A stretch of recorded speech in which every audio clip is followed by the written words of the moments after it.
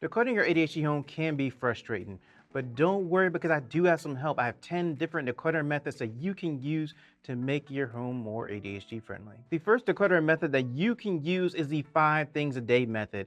And what this is you find 5 things a day that are out of place in your home and you put them back in the right place. The next decluttering method is the 12-12-12 method. You take 12 items that you want to get rid of, throw away, or declutter.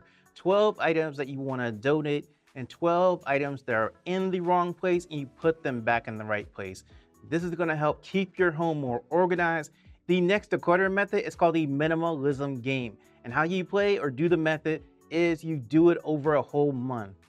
And based on the day of the month, that's how many things that you declutter. The first day of the month, you declutter 1 item. The 30th day of the month, if it has 30 days, you're decluttering 30 items. So at the end of everything, you're going to have gotten rid of a lot of stuff in your home and make it more ADHD friendly.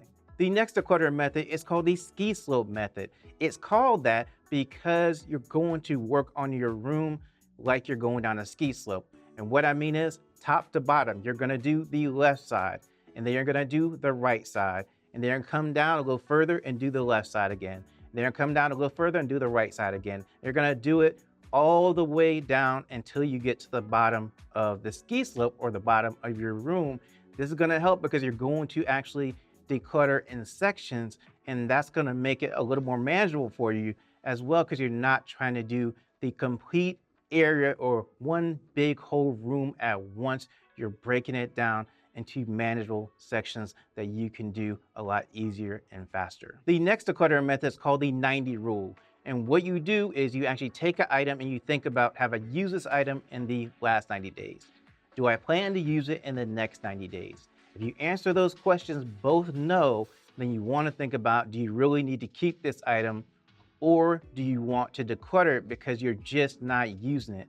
And if you haven't used something in 90 days and you just haven't missed it, then that's an indication that you probably might want to get rid of that item and free up that space and actually use that space for something else. Another great declutter method is to use the 1 in, 1 out rule.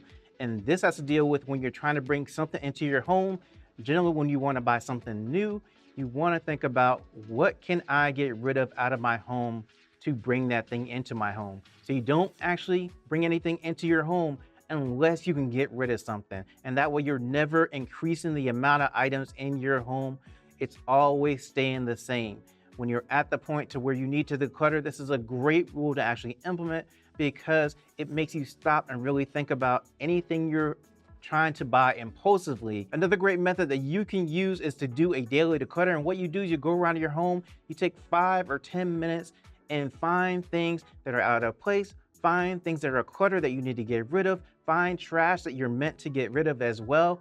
And because you're doing it every day and not doing it over an hour or 2 hours, it allows you to do it really quickly and you don't feel overwhelmed. You're breaking it down and making it easier for you in general. And that way you're maintaining a clutter-free, more organized home over time instead of just waiting to one day and doing it for a really long time. Another great way to declutter your home is to actually enter your home or room like you are a first-time visitor. Like this is the first time you've seen everything in your home, just have the perspective in mind.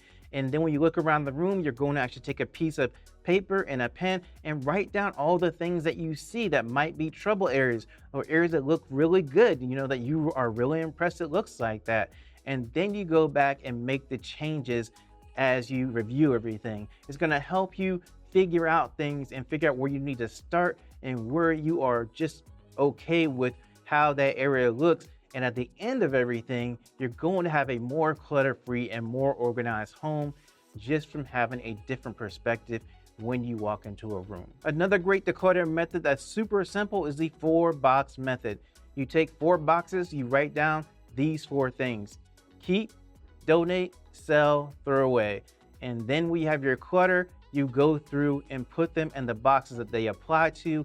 At the end of everything, you know all the stuff you need to keep and everything you need to donate, everything you need to sell, and all the stuff you need to throw away. Another great way to declutter your home is to just invite some friends over and have them come and help you, because it's going to be more fun because you enjoy their company and they're able to do either the same area with you or other areas with you. And here's something else that you can do. If you are getting ready to move out of your home, you can do what's called a party pack. And what you do is you have some friends over and then you pack everything up in your home into boxes. And then over the next 3 weeks, you take out the stuff, only the stuff that you use that is essential to you. And then after that 3 weeks, you look and see what is still in the boxes that you still have. And then you can decide, is this stuff I need to take with me because I didn't use it over the last 3 weeks? Or is it something that I can go ahead and declutter? And that's going to help you make sure that you don't take clutter from your home into the new home. And that's going to make the process of moving much easier. And you can do it all with just the help of some friends. Now, I do have another video about how to actually make your home ADHD friendly. It has a lot of different hacks in there. You should go watch that video. I think it will be a great help to you